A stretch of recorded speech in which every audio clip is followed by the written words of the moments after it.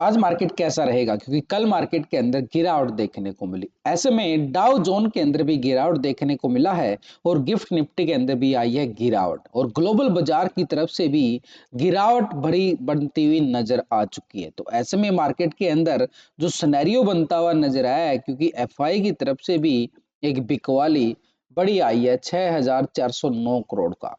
DI की तरफ से खरीदारी जरूर आई है 2,706 करोड़ का, लेकिन इस खरीदारी और बिकवाली के पीछे छुपा है बड़ा राज। इस डाटा के अंदर नजर आएगा मार्केट कितना पॉजिटिव और कितना नेगेटिव रहने वाला, कितनी बड़ी और गिरावट बाजार के अंदर मंडराती हुई नजर आएगी या फिर बाजार संभल जाएगा। क्योंकि मार्केट में चार ऑपरेटर हैं और इन चारों ऑपरेटर की पोजीशन फ्यूचर और ऑप्शन में कौन कितने पोजीशन में बना के चला है, वो सब इस डाटा के अंदर नजर आएगा। हालांकि ग्लोबल बाजार से जो संकेत नजर आए हैं वो थोड़े से कमजोर हमारे लिए बिल्कुल बन चुके हैं। फिट्सी यूके के अंदर 66 पॉइंट की गिरावट जरूर देखने को मिला। टैक्स जर्मनी की साइड 67 पॉइंट का गिरावट यहां भी देखने को मिला और सीएससी फ्रांस की साइड भी एक फ्लैट क्लोजिंग होती हुई नजर आई। यानी यूरोप के बाजारों से जो संकेत हमारे लिए आए हैं वो नेगेटिव नजर। यूएस टैक यानी नैस्डैक की साइड से देखें तो 89 पॉइंट की गिरावट यहां भी देखने को। निक्की जापान एशिया बाजार की साइड देखें तो 185 पॉइंट की गिरावट यहां भी आधा परसेंट के करीब गिरावट यहां भी देखने को मिला है। और यूएस टैक यानी एक तरह से यूएस 30 और डाउ जोन की साइड भी 267 पॉइंट की बड़ी गिरावट देखने को मिला, आधा परसेंट से ज्यादा गिरावट।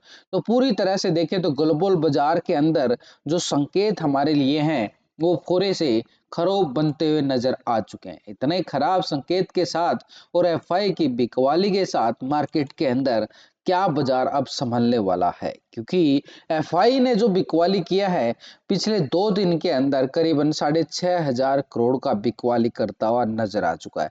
पिछले 4 सेशन से देखें तो लगातार बिकवाली पे बिकवाली हावी होती हुई जा रही है, लेकिन खरीदारी थोड़ी सी कम आती हुई नजर आई है। तो ऐसे में हमारे लिए जो डाटा बोलता हुआ नजर आएगा वो पॉजिटिव और नेगेटिव के लिए पहले हम रिटेलर से चेक करेंगे। रिटेलर कौन है? आप और हम जैसे छोटे मोटे इन्वेस्टर जो छोटी मोटी ट्रेडिंग करते हैं फ्यूचर ऑप्शन की साइड। तो पहले रिटेलर जो था कॉल की साइड 61% था, 38% पुट साइड था, ये था रिटेलर। लेकिन अभी आ चुका है 62% कॉल की साइड और 37% पुट की साइड, यानी 1% पोजीशन जो है कॉल की साइड शिफ्ट करता हुआ नजर आया है, ये है रिटेलर की तरफ से। ओवरऑल पोजीशन 62%, यानी आप और हम जैसे छोटे मोटे इन्वेस्टर यहाँ पर लॉन्ग की साइड जाना ज्यादा दिलचस्पी दिखा रहे हैं, क्योंकि मार्केट गिरा है, नीचे से रिकवरी आएगी, इसके चक्कर में लॉन्ग की साइड जा रहे हैं। स्टॉक फ्यूचर में देखें तो 88% यहाँ पर फ्यूचर को लॉन्ग किया गया, 11% शॉर्ट की साइड। लेकिन यहाँ पर भी 88 और 11%, यानी डाटा के अंदर तो कोई बड़ा बदलाव नहीं है, लेकिन ओवरऑल पोजीशन को नोटिस करना हमारे लिए जरूरी रिटेलर की कि वो लॉन्ग साइड ज्यादा दिलचस्पी दिखा रहा है, तेजी के मूड बना के बैठ चुका ये रिटेलर की तरफ से। लेकिन बड़े ऑपरेटर हैं मार्केट के अंदर, यहाँ पर एफआई और ये डीआई, ये दोनों तरफ से खरीदारी और बिकवाली जो आई है कैश मार्केट के अंदर आई है। लेकिन इन्हीं का फ्यूचर और ऑप्शन में डाटा हम पिछले 2 दिन से कंपेयर करें, जो डीआई की तरफ से जो खरीदारी आई है क्या मार्केट को सपोर्ट कर रहा है? कैश के अंदर तो इसने खरीदारी कर लिया है, ठीक है, लेकिन ऑप्शन और फ्यूचर में इसकी पोजीशन को 2 दिन से हम कंपेयर करें तो यहाँ पर डीआई जो है पहले 48.72% कॉल साइड था, 51.27% पुट साइड, अभी आ चुका है 48.56% कॉल की साइड और 51.43% शॉर्ट की साइड यानी पुट की साइड। डाटा के अंदर कोई बड़ा बदलाव नहीं है डीआई की तरफ से, यानी ऑप्शन में कोई सपोर्ट नहीं मिला हमें डीआई की तरफ से। Position overall as it is बनती हुई नजर आ रही है। स्टॉक फ्यूचर में देखें 3.96% फ्यूचर को लॉन्ग किया गया था, 96 शॉर्ट था, अभी आ चुका है 4.00%, यानी फ्यूचर को लॉन्ग किया गया 4% के साथ, लेकिन 95% शॉर्ट है। यानी पोजीशन अभी भी ओवरऑल यहाँ पर पोजीशन में 1% लॉन्ग साइड जरूर गया है, लेकिन यहाँ पर पोजीशन में अभी भी 95% के साथ दबाव में, यानी फ्यूचर में भी शॉर्ट की साइड और यहाँ पर ऑप्शन में भी पुट की साइड ज्यादा पोजीशन बना रहा है। तो दो ज्यादा जहां पे पोजीशन होगी वहीं पे सिनेरियो निकल के आएगा कि डीआई का मूड भी अभी भी हल्का सा ऑप्शन और फ्यूचर के अंदर एक बिक वाली का बना हुआ है। लेकिन इसके साथ एक बड़ा ऑपरेटर है जो यहाँ पर करीबन 6,500 करोड़ की ये बिकवाली करके बैठ चुका है, बड़ी वाली बिकवाली। और इसी के बदौलत कल जो मार्केट के अंदर करीबन 1.5% एक करीब गिरावट बाजार ने दिखाई है, इससे ही पता चल रहा है कि मार्केट के अंदर कितनी हैवी सेलिंग यहाँ पर एफआई करता हुआ नजर आ चुका है। तो ऐसे में इसकी हैवी सेलिंग के पीछे यहाँ पर ऑप्शन और फ्यूचर में अगर साथ मिला तो ठीक, अगर यहाँ पर साथ नहीं मिला एफआई का तो फिर मार्केट के अंदर गिरावट और बढ़ सकती है।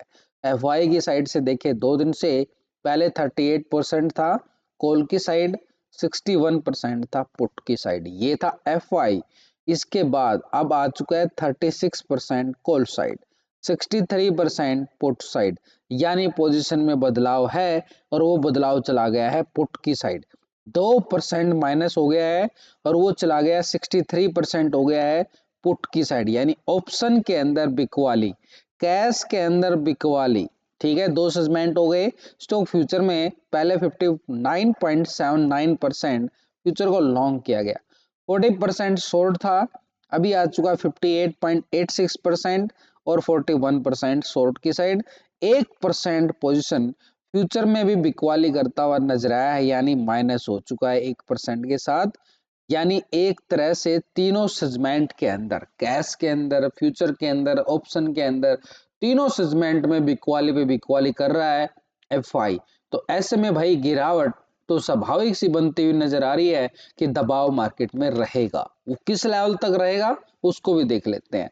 तो प्रो की साइड से देखें तो यहाँ पर प्रो में 31% कॉल साइड था, 68% पुट साइड। अभी 31 68 डाटा के अंदर कोई बदलाव नहीं, ओवरऑल पोजीशन 68% है, यानी दबाव है मार्केट के अंदर। तो ऐसे में ये ऑपरेटर भी दबाव की तरफ जरूर ज्यादा जा रहा है।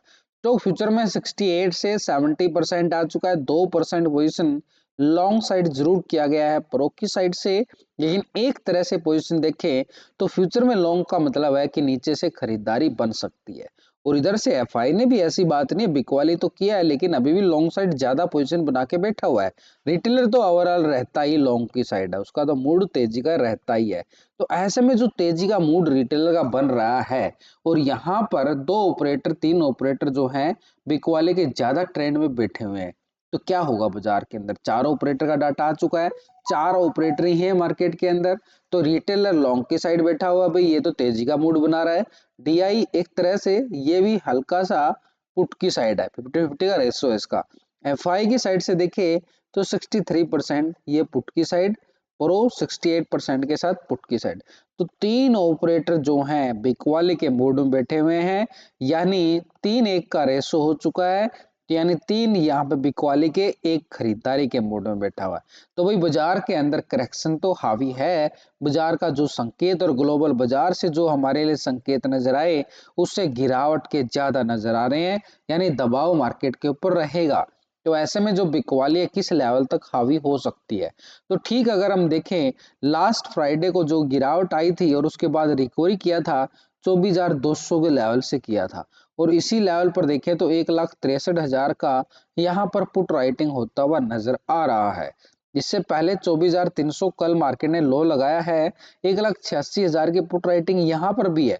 लेकिन इसके साथ बाजार के अंदर ऊपर का जो लेवल था, बड़ा लेवल था जो कल टूटा है 24,500, 4 लाख की कॉल राइटर बन चुका है। यानी सीधा सिंपल बात करें तो 24,500 के नीचे बाजार है। जब तक मार्केट के अंदर बिकवाली दबाव रहेगा, सेल ऑन राइज मार्केट रहेगा। यानी सेल ऑन मार्केट बोलते हैं ना, कैसा रहेगा भाई मार्केट का जो सिनेरियो है, सेल ऑन राइज। जब तक बाजार 24,500 के नीचे है, बाजार के अंदर बार बार ऊपर के लेवल से गिरावट हावी होती रहेगी, क्योंकि इस लेवल पर इस एक्सपायरी में 24,500 के लेवल पर 4 लाख की बड़ी मैसिव कॉल राइटर भी बन चुका है। और एक बड़ा वाला लेवल था, वो लेवल भी ब्रेक डाउन किया है। और इंडिया विक्स के अंदर 2 दिन के अंदर 10% की रिकवरी, ये भी इशारा करते हैं कि मार्केट सस्टेन नहीं करेगा, बार बार बिकवाली आती रहेगी। क्योंकि पीसीआर रेशो हालांकि आवर सोल्ड जोन में क्लोज हुआ है 0.48 के रेशो के साथ, तो ऐसे में मार्केट के पास एक लेवल बन जाता है कि भाई मार्केट ओपन हो 24,200 पे, और जैसे ही ओपन हो और वापसी रिकवरी करे बाजार हल्की सी, क्योंकि पीसीआर रेशो बिल्कुल एक आवर सोल्ड जोन में जरूर जा चुका है। तो ऐसे में मार्केट जो है एक दबाव के साथ ओपन होता हुआ जरूर आएगा नजर। वो किस लेवल से? यहाँ पर देखो एक लेवल था, ये आता हुआ नजर जरूर आएगा। यहां से रिकवरी आई थी, बिल्कुल एक V shape recovery, bottom zone बना था। अब ये बॉटम जोन मार्केट यहाँ पे ओपन होके दोबारा से रिकवरी दिखाए इस लेवल तक, और दोबारा से मार्केट के अंदर फिर से बिकवाली हो भी हो जाए इस लेवल तक, यानी ये वो लेवल है मार्केट के पास 24,500 का लेवल। 24,500 के लेवल से बार बार मार्केट के अंदर करेक्शन हावी होती रहेगी, यानी sell on rise scenario market दिखाता रहेगा।